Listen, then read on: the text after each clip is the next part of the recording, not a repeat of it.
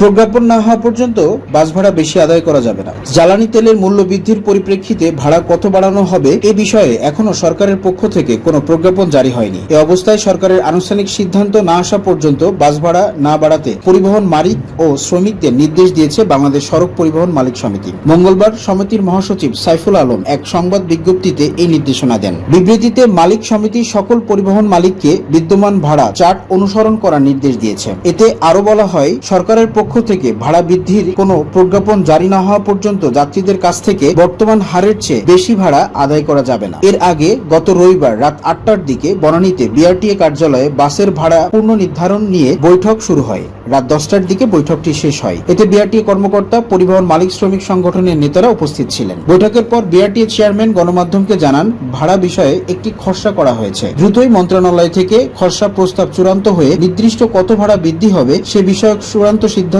জানা যাবে। এর আগে শনিবার 18 এপ্রিল রাতে ভোক্তা পর্যায়ে সব ধরনের জ্বালানি তেলের দাম লিটারে 15 থেকে 20 টাকা পর্যন্ত বাড়ানো হয়। নতুন এই দাম রোববার 19 এপ্রিল থেকে কার্যকর হয়েছে।